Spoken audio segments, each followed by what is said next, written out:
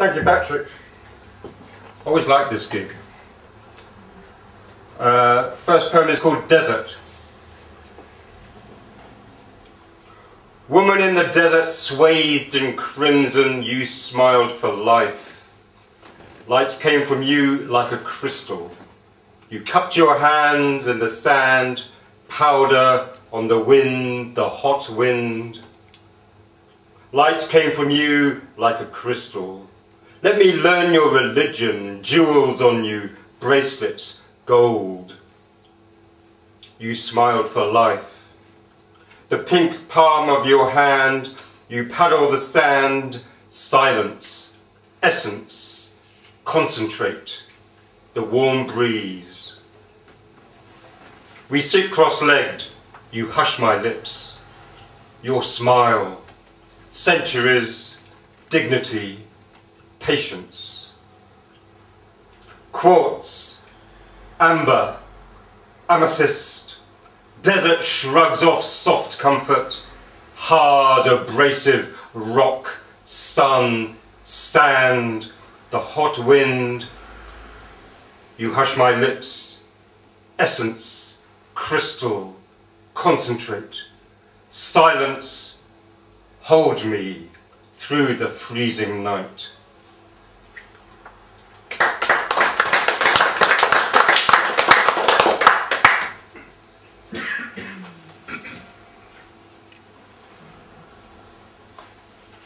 History. There is chewing gum on the roads, tobacco on the pavements. The sewage works installed a special sieve to filter out the floating fetuses. There are archives filled with videotape. We thought we had put the 20th century safely to bed, but history continues to continue in a river of genes.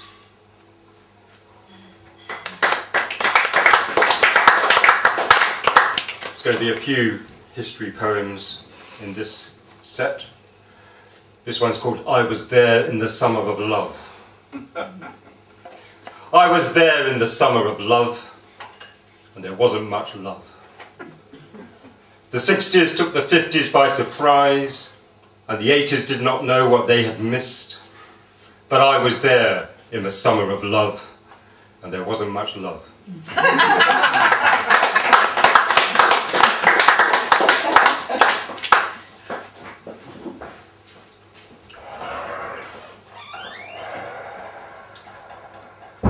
I read a wonderful book about 1 or 2 years ago, which was The Life of Montaigne.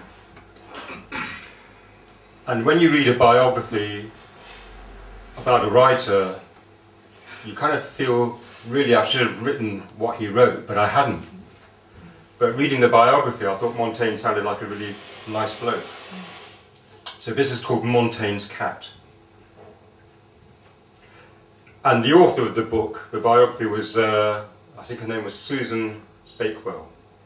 So, Montanans Cat. Yes, Ms. Bakewell, I am tempted to zip out a paw and snatch at the quivering quill as it spiders across the page. But he is intent, and therefore content. And I am therefore content. And he cuddles me, one of the little selves, one of the little eyes. And we are here in this solid stone wooden room with the funny writing on the beams, and I see he is chasing down his digressions, much as I sometimes chase down the pattering feet of a field mouse or a dry leaf blowing in the yard. And I see he is cramming the margins, thought tumbling after thought, as the dust motes hang weightless in the level afternoon light. And he is intent, and therefore content. And he cuddles me, one of the little selves, one of the little eyes. And in 100 years, there will be a boy called Bach, and in 200, a machine called the guillotine.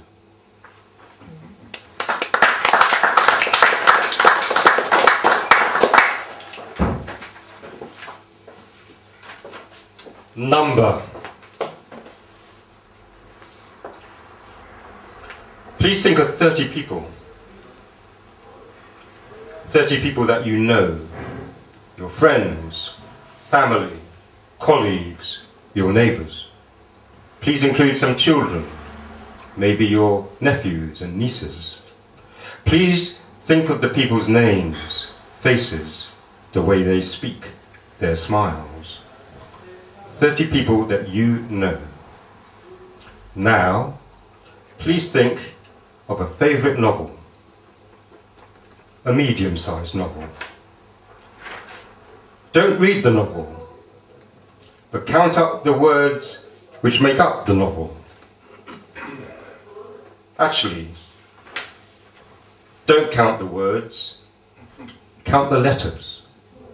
Count up the letters which make up the words which make up the novel. Now, attach your 30 people to every one of the letters which make up the words which make up the novel. 30 people to every little letter. You now have the number of people, reliably estimated by historians, to have been systematically murdered by Stalin just in the Ukraine, in the dekulakization program and the famine deliberately engineered in the winter of 1932 to 33.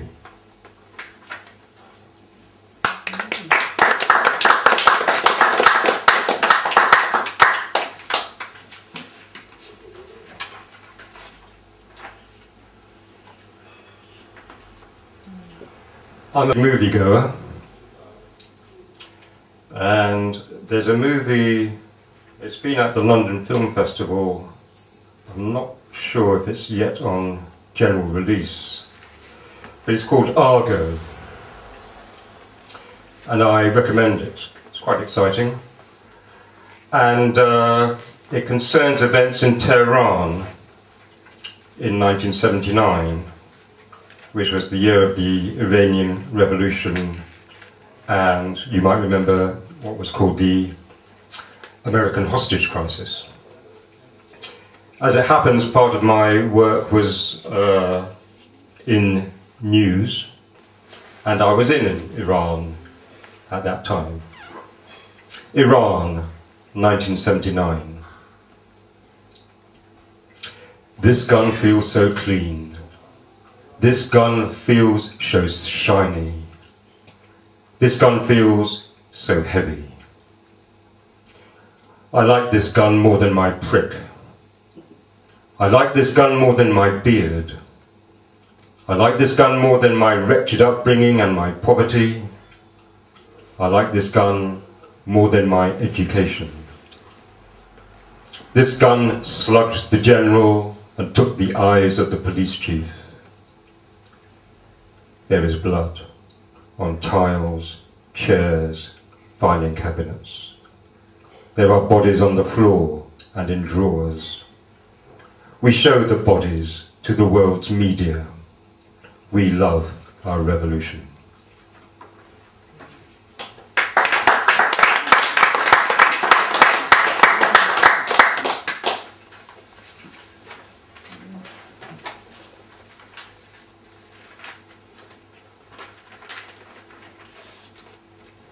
I always lose track of time on events like this, so I have to be told to shove off.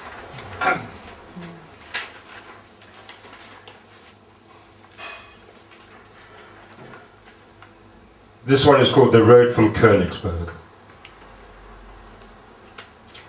Some were Nazis, some were not. The young women are at the edge of the city digging trenches. Our brave boys further in forests and villages, ready to repel the onslaught from the east. But it is cold, so glow obscures the outlines of the castle. The electricity is off. Father is out, scavenging for wood. Bomb-blasted branches, charred timbers, boxes, sticks, anything to ignite the poor stove. We are allowed 180 grams per day of bread. I heard this morning that Lotta, dear Lotta, had killed her children and herself. We, too, have capsules. No one can leave. The officer who ordered the shooting of civilians trying to escape has himself committed suicide. 4,000 on the hospital ship, 2 torpedoes, all dead in the icy wastes. Some were Nazis, some were not. The orders have been withdrawn. Huge columns struggle out of the city, motorcars, carts, carriages, walkers, 200,000 citizens, elderly men, professors, artisans, grandmothers, nightclub girls, women of class, children, prisoners of war, French, English, minded by elderly guards who saw it all before in Flanders. A few bedraggled Wehrmacht cut off from their units.